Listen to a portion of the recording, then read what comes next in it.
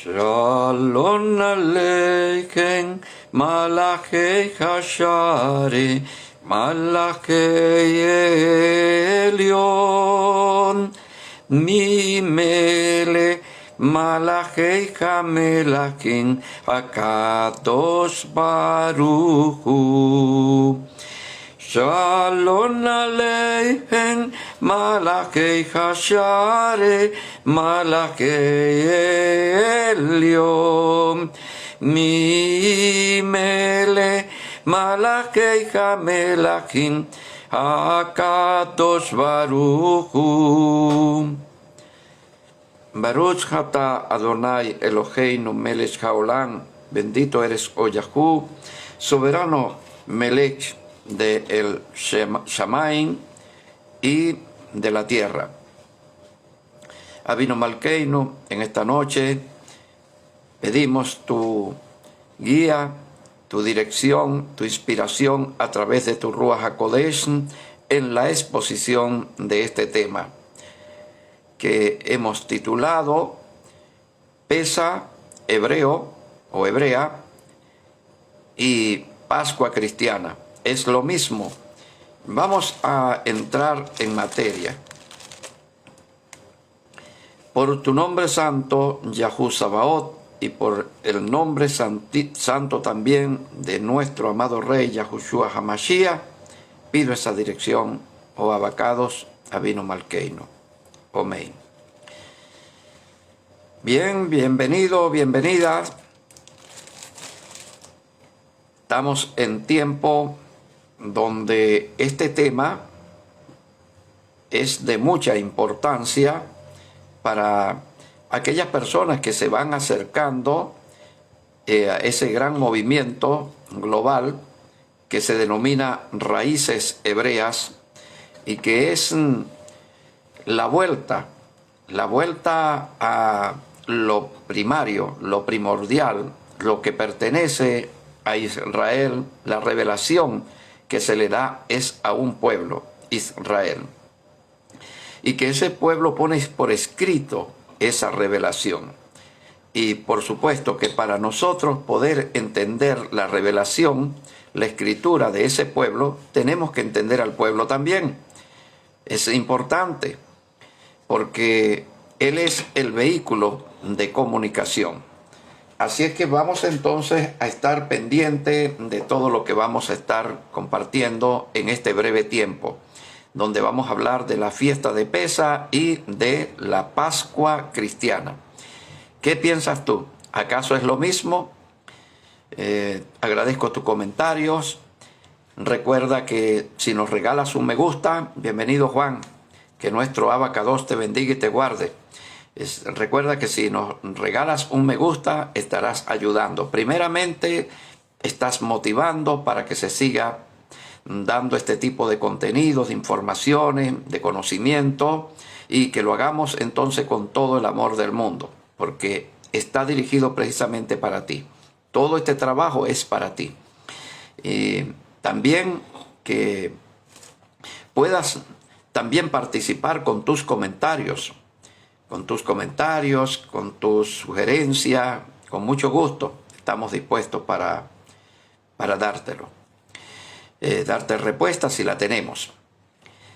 Y mis queridos Jajín, mis queridas Jajayot, primeramente tenemos que determinar qué es Pesa para el pueblo hebreo. ¿Qué significado tiene Pesa? Si la fiesta de Pesa, bienvenida Marta, que nuestro Abacados te bendiga y te guarde. Se trata de Pesa, se trata desde la perspectiva hebrea, por supuesto. La pregunta es si desde la perspectiva hebrea, Pesa se trata de un sacrificio expiatorio por los pecados. Esa es la pregunta que debemos de hacernos. Si Pesa, la fiesta, la festividad hebrea, se trata del sacrificio de un cordero expiatorio.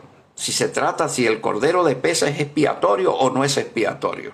¿Yo? Si es por el perdón de los pecados del pueblo o si es por el perdón de los pecados de toda la humanidad. Porque cuando nos vamos a examinar la Pascua cristiana evidentemente nos presenta es un cordero expiatorio, un cordero de sacrificio por los pecados, no de un pueblo, sino de todos los pueblos y de toda la humanidad en el curso de la historia. Así es que la Pascua, denominada también la Santa Cena simboliza ese sacrificio del Cordero que se sacrifica por los pecados del mundo. Ahora, desde la perspectiva hebrea, bienvenido Moisés, que nuestro Abacados te bendiga y te guarde. Gracias por estar con nosotros. Por aquí dice Juan González, Shabbat Shalom. No, Shabbat no, hoy es sábado. Estamos entrando, es en sábado, no es en Shabbat. Ya hemos hablado en nuestro material que tenemos en PDF y tenemos mucho contenido, el peligro de guardar sábado y no Shabbat. ¿Yo? Y tenemos muchos materiales, tanto en vídeos, en audios, como en escrito. Así es que te invitamos a solicitar esos materiales a nuestro número de WhatsApp que ves en la portada de nuestro perfil de Facebook o también de nuestro canal de YouTube. Mi querido Jajín, esto es lo que vamos hoy. Mira, hoy vamos a tener buenas revelaciones, información que quizás a lo mejor para aquellas personas que tienen humildad, que reciben las cosas de parte del Eterno por la inspiración del Ruach HaKodesh, van a tener que revisar lo que hasta ahora han creído, ¿no? El cristianismo malinterpreta o descontextualiza el verdadero, el original, el primario significado del Cordero de Pesa.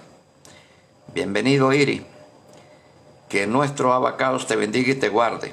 El cristianismo descontextualiza, o sea, saca de su contexto y de su concepto el cordero que se sacrifica en Pesa.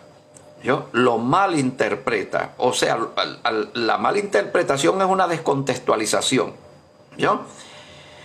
¿Y en qué consiste esta descontextualización? Primeramente, para que lo podamos entender, vámonos entonces al Cordero de Pesa según Israel, según la Torá y según el Tanakh. Entonces, Yahu Sabaoth ordena primeramente esta plaga, esta sanción, este castigo contra todo Egipto. Es un castigo contra todo Egipto, y la Bayit de Israel está dentro de Egipto, ¿no? Y está bajo el poder del faraón. Está bajo el ordenamiento, bajo las leyes del faraón, bajo su sistema, y por eso es que tiene que ser liberado, ¿no? Porque ese sistema egipcio era un sistema también religioso, era un sistema religioso, político-religioso, donde se gobernaba era con la religión. La religión era el instrumento político de gobierno en Egipto en ese tiempo. No había separación entre la teología y la política, como se dice hoy día que existe una separación entre la religión y la política. En ese tiempo no. En ese tiempo no hay. En ninguna parte del mundo hay separación entre política y religión. La religión era la política del tiempo antiguo. Entonces ellos están participando, están dentro, están bajo un ordenamiento religioso. Y de ahí la necesidad de liberarlos de ahí, de ese sistema religioso. Y el último castigo que infringe Yahu, el Elohe de Israel, contra Egipto, contra su pueblo, contra el pueblo egipcio, contra el Estado egipcio. Mire la palabra que estoy utilizando: contra el Estado egipcio, contra el gobierno egipcio. Es la matanza solo y únicamente de los primogénitos, nada más, los primogénitos. Ahora, como la Vallí de Israel está presente allí y hay una amenaza contra todos los primogénitos que estén en ese territorio, indistintamente que sean de la Vallí de Israel o sean del pueblo del faraón, indistintamente. La sentencia es contra todos los primogénitos, pero el primogénito de la Vallí de Israel podía salvar su vida. Él, solamente él nada más podía salvar su vida si se cumplía el rito del cordero. Entonces el rito del cordero no es para salvar a la tía, a la abuela, para cubrir los pecados de la tía, de la abuela, de la sobrina, de la nieta. No. Es más, si en una casa de la Vallí de Israel solo estaban habitando mujeres y no hay hombres, pues ahí no podía hacer nada. El ángel no podía hacer nada en esa casa. Es más, tampoco en esa casa no se podía sacrificar el cordero, porque la mujer en el ordenamiento cultural, social y espiritual de Israel, la mujer no hace sacrificio. Ella no sacrifica, ¿no? Por lo tanto no puede sacrificar un cordero. ¿Y qué se hace en ese caso? Ella tiene que pasarse para otra familia para participar en el rito con otra familia, ¿no? Entonces el rito solamente, la sangre del cordero solamente protege al primogénito de la casa, a más nadie, ¿no? Ahora bien, los egipcios no les fue dado este don, no les fue dado esta gracia para la salvación del primogénito, por cuanto es el pueblo que tiene que ser oprimido para lograr la liberación, o reprimido para poder lograr la liberación del pueblo por la fuerza, por el poder y la fuerza de Yahu Sabaoth.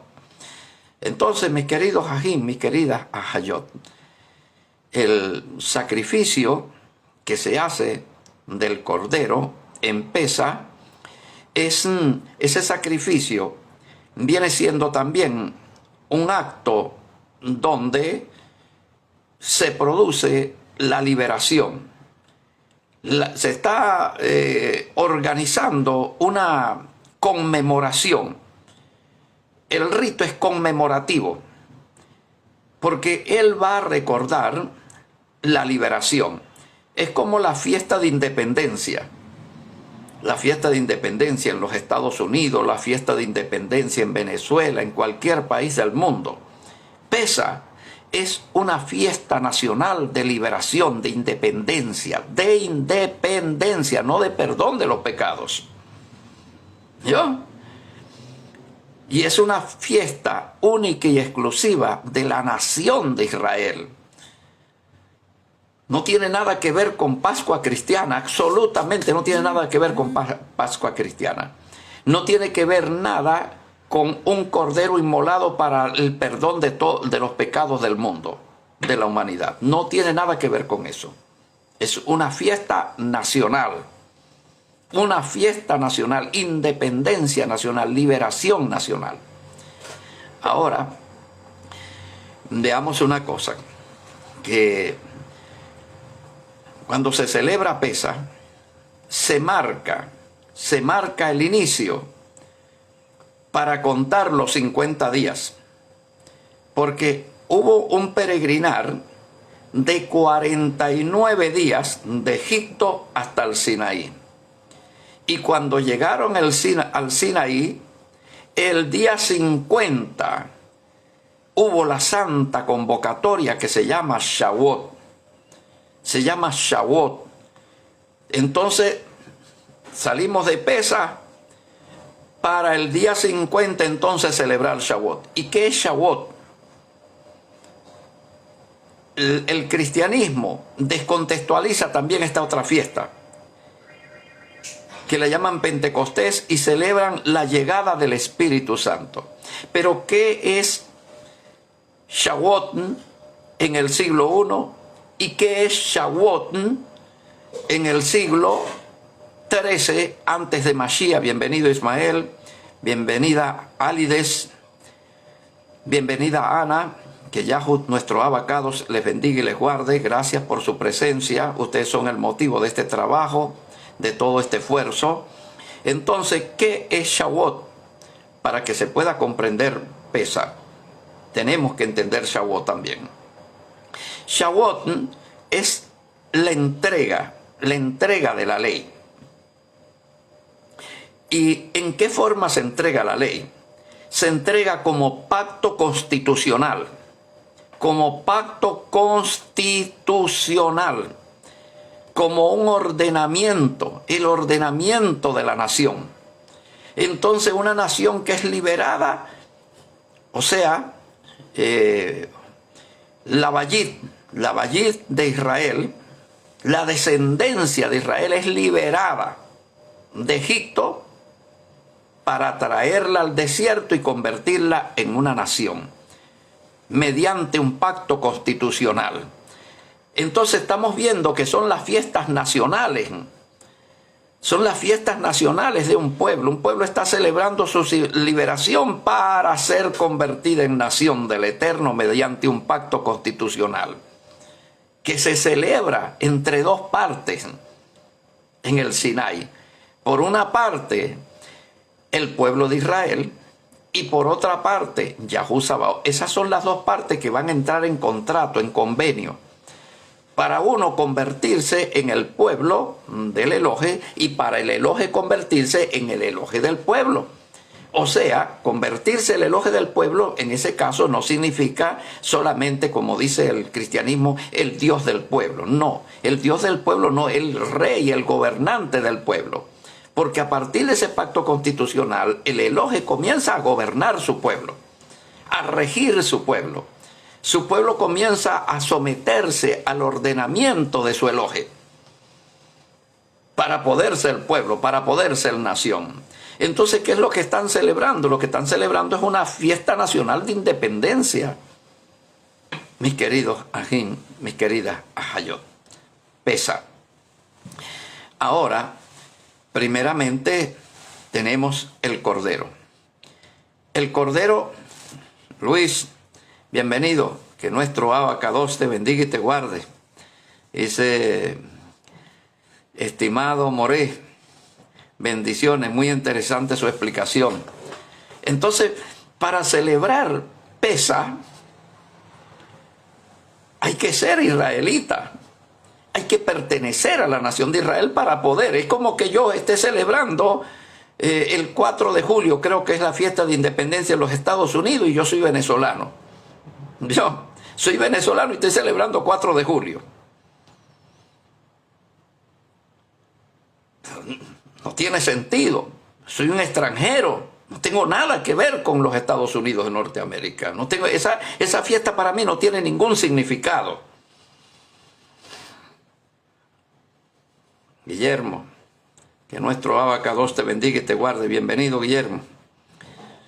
Y entonces, el cristianismo, cuando está celebrando Pascua, Santa Cena, está celebrando una cosa que, bueno, algo pues que no tiene sentido, desde el contexto original del pueblo de Israel no tiene sentido lo que están celebrando. Porque vamos a ver una cosa. El Cordero de Pesaj no era por los pecados del primogénito. Porque el primogénito, para salvarse, no tenía que confesar sus pecados sobre el cordero. No tenía que confesarlo.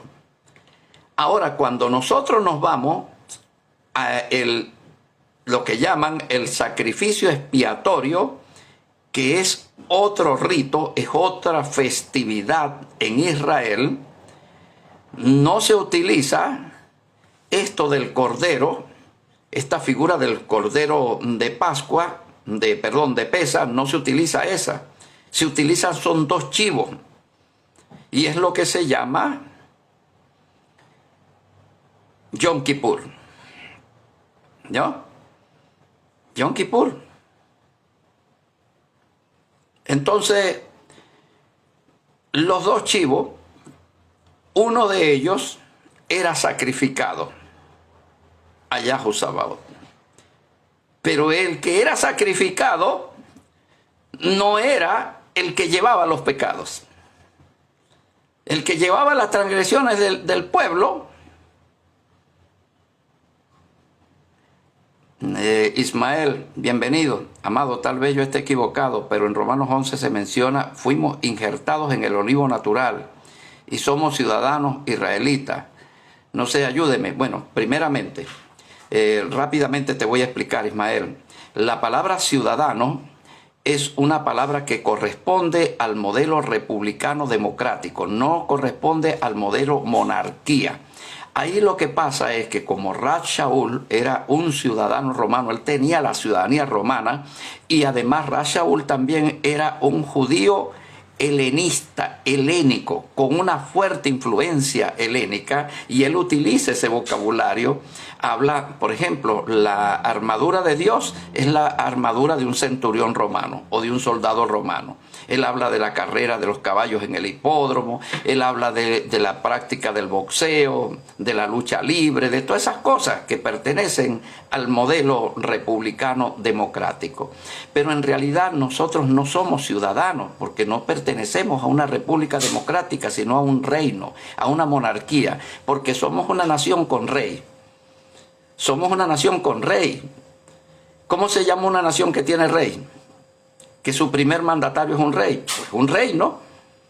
Un pueblo que tiene como primer mandatario un rey es un reino. Nosotros somos un reino. En los reinos no hay ciudadano, hay súbdito. Hay la palabra sud por abajo. Ahora, la palabra ciudadano implica que la persona tiene soberanía. En el reino, el súbdito no es soberano, el único soberano es Elohim. Ahí te dejo eso.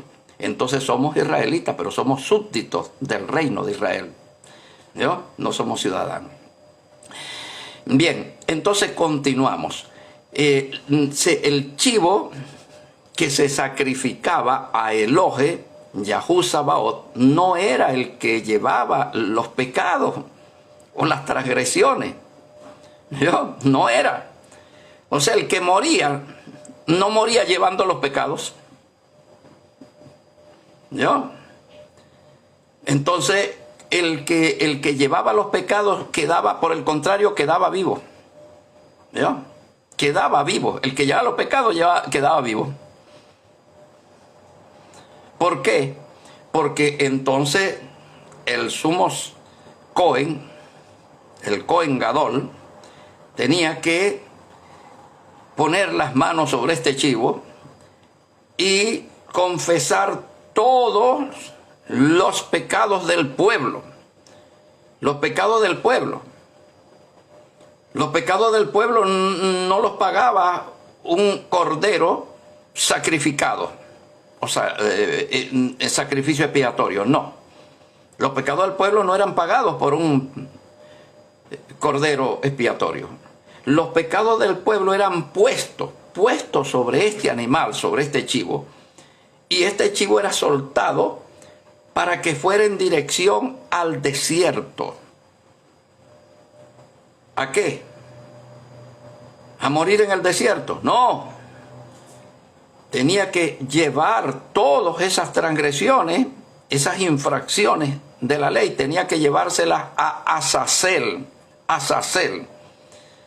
Azazel se cree que era la entidad entidad demoníaca, ¿yo? Representativa, por supuesto, de Hasatán, y él le llevaba todo eso a Hasatán, y para que fuera Hasatán el que cargara con los pecados del pueblo. Entonces los pecados del pueblo no eran puestos sobre el Cordero, sino sobre el diablo. El diablo era el que cargaba los pecados del pueblo.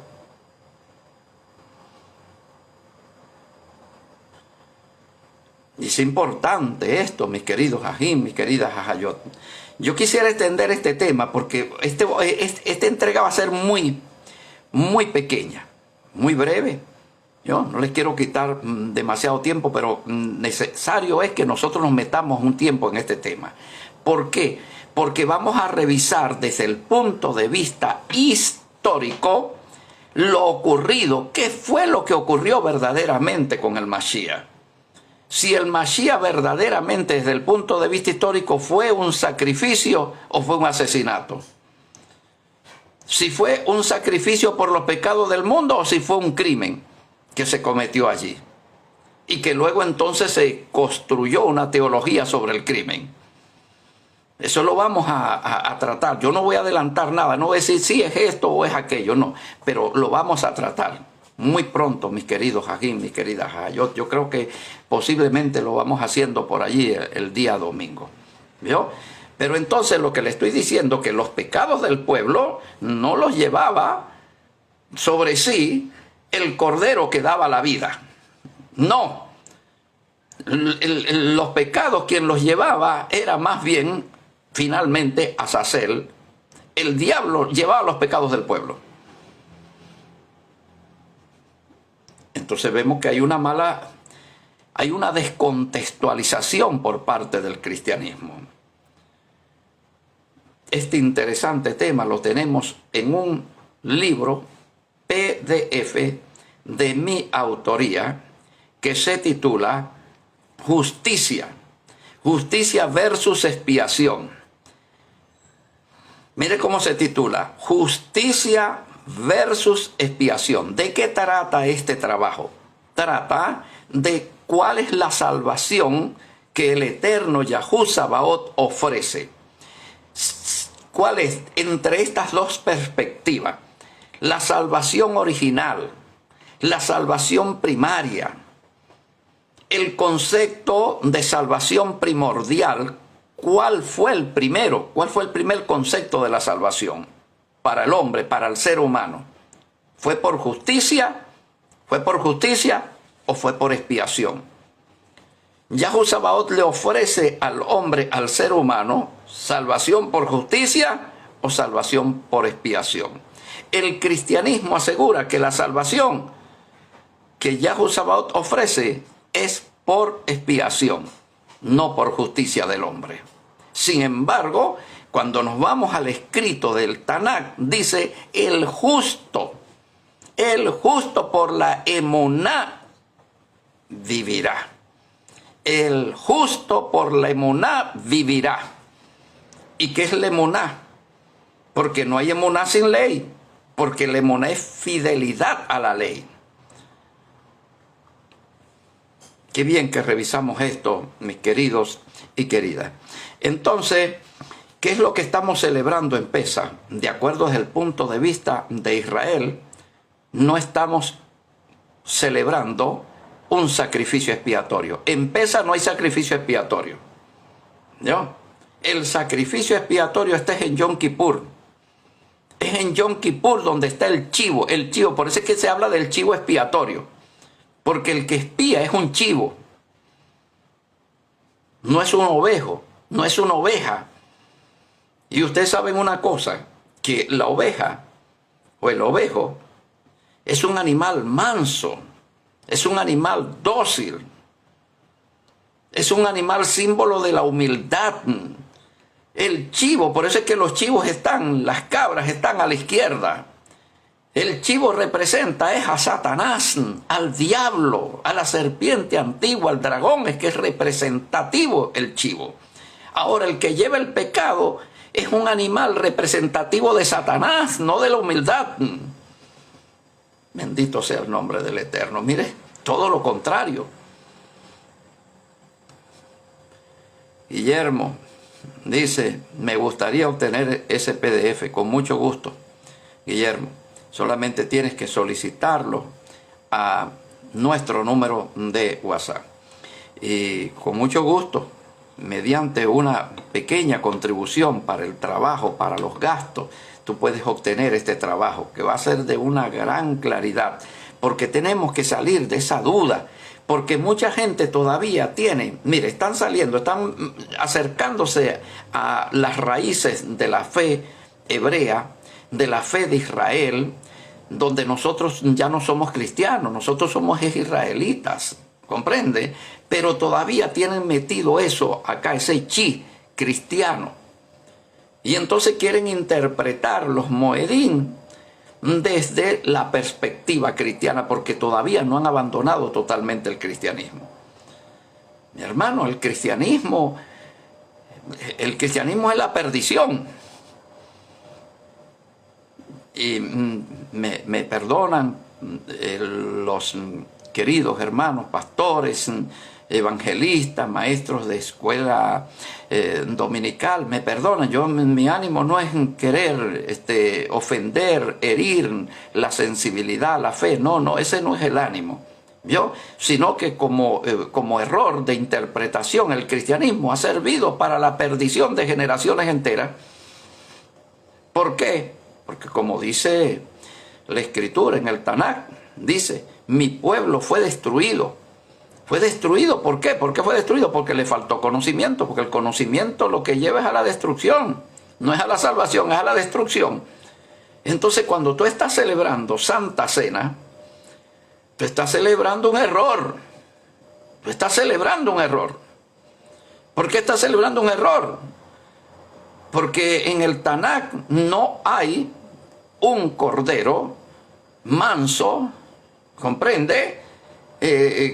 Con sus cuernitos así hacia atrás, o digamos símbolo de la humildad por el pecado. No, eso no existe en el Tanakh. Eso no existe en la Escritura. El que lleva los pecados en el Tanakh es lo contrario. Es una cabra, es un chivo, símbolo de Satanás, más bien es el que lleva los pecados. Yahweh Sabaoth pone los pecados sobre Satanás. Y por eso digo yo que la mala interpretación que tenemos de Isaías capítulo 53, que se trata de asociar el siervo sufriente con el sacrificio expiatorio, como dice el cristianismo de Jesús. Jesús es el siervo sufriente que muere como cordero inmolado por los pecados. ¿Vio? Es una construcción en el siglo I, del año 50 en adelante, comienza a tomar fuerza esa construcción teológica. Es un constructo teológico. Entonces da mucho dolor, hay mucha gente preparándose. Mira, tenemos que estar en santidad para tomar Santa Cena, porque el que coma de este cuerpo será culpado de la sangre de Cristo. ¿Vio? El que come indignamente será culpado de la sangre de Cristo. ¿Vio? Pues está comiendo un error. Está comiendo un error. Ahora, esos errores precisamente están allí. Y mire, lo que ocurrió en Nicea, porque los más antiguos pergaminos que nosotros tenemos, mis queridos Ajín, mis queridas Ayot, del documento mal llamado Nuevo Testamento, los más antiguos pergaminos que tenemos son del siglo IV. ¿Y sabe de dónde vienen? Vienen de la Iglesia Católica. Y sabemos que la Iglesia Católica editó los escritos pablinos, los escritos de Rab Shaul fueron editados, fueron modificados para elaborar esta teología del sacrificio por los pecados, para evitar que la salvación le llegue a la humanidad, la verdadera salvación, que es por la justicia. El justo por la emuná vivirá. Yahu no se arrepiente de lo que dice. Cuando él dice el justo por la emuná vivirá, el justo por la emuná vivirá. No tiene que cambiar, punto. Eso es así, el justo por la emuná vivirá. Y cuando nosotros nos vamos allá a Ezequiel capítulo 18, versos 20, 21, nos conseguimos allí la justicia. Si el impío se apartare de todas sus malas obras, sus transgresiones y obrare conforme al derecho y a la justicia, vivirá, no morirá. Todas las transgresiones que cometió. Todas las transgresiones significa no importa el tamaño, la gravedad, no importa la gravedad, el tamaño, todas serán olvidadas, borradas. ¿Cómo se llama eso? Eso se llama gracia. Eso se llama gracia. El impío ha hecho teshuvá. El impío ha hecho teshuvá y dejó de ser impío. Cuando empezó a orar conforme al derecho y a la justicia, dejó de ser impío y ahora pasó a ser justo. Justo porque comenzó a obrar conforme al derecho y a la justicia. Eso significa comenzó a obrar con emuná. Ahí hay un justo que por la emuná vive. Una Esperanza TV. Bienvenido. Que nuestro Abacados les bendiga, les guarde. Estamos haciendo un gran esfuerzo para llevar esta información, para llevar luz, para llevar conocimiento, bajo inspiración, bajo guía del Ruach HaKodesh. Entonces, mis queridos Ajín, mis queridas Ajayot, lo que salió, los escritos modificados que salieron de la asamblea, del concilio de Nicea, y que dieron como resultado lo que se llama el credo niciano, era para construir ese error que se ha extendido en el mundo entero, porque mucha gente ignorando los verdaderos escritos, las verdaderas escrituras, las escrituras inspiradas que son solamente nada más las escrituras hebreas son las inspiradas nada más. Las escrituras griegas no tienen inspiración, mis queridos Joaquín. Las cartas paulinas eran correspondencia que él enviaba a esas comunidades para resolver unas cartas personales. Pero eso nunca debió tener un canon de inspiración. Las escrituras inspiradas son únicas y exclusivamente las hebreas. ¿No? Ahora, entonces, del concilio de Nicea sale ya elaborada esa doctrina de la teología de la salvación por la expiación, Y entonces comienza a celebrarse la Pascua, llamada la Santa Cena. Por eso que dicen los cristianos, hoy nos toca participar en la Pascua, porque ellos están asociando la Santa Cena, la están asociando con Pesa. Pero Pesa no es Santa Cena, no es Pascua cristiana, es una fiesta nacional única y exclusivamente para recordarle al pueblo de Israel su liberación. Es una fiesta de independencia, es una fiesta donde lo que estamos conmemorando es la libertad. Y la libertad para ser convertido en nación, en pueblo, en reino de sacerdotes y de gente kadosh. Shemot capítulo 19, verso 6. Agradecemos todas las preguntas. Por aquí dice Juan, porque lo que he recibido del Adón es lo que les enseño. Que el Adón, Yahushua, en la noche que fue traicionado, tomó pan. ¿No? Eso es una edición. Eso es una edición de Nicea. ¿No? Entonces, ahora en estos momentos, la academia se ha metido al estudio de las epístolas tal y como las tenemos hoy y se ha llegado a la conclusión de que fueron retocadas, fueron modificadas. ¿No? Y a veces han colocado a Pablo como un cantinflas que habla para adelante y para atrás. No es que habla para adelante y para atrás, es que es un mal trabajo de edición. Un mal trabajo de edición que hicieron en Nicea. ¿No? Y quedó el rastro del crimen, quedó presente allí en esos pergaminos que tenemos del siglo IV que aparecieron en 1947, que uno es el que se llama Códices Vaticanos y el otro se llama Códices Sinaíticos. Uno apareció en el convento de Santa Catalina en el Sinaí, el Códice Sinaítico, y el otro apareció en los archivos del Vaticano, 1947, y es lo que ahorita se reconoce como textos críticos. Pero lo que sabemos nosotros, los especialistas, los que analizamos y hacemos crítica en estos textos, es que esos textos están editados, están modificados para construir esa teología, en contra de lo verdadero, de lo real, de lo primario, que es la pesa de Israel.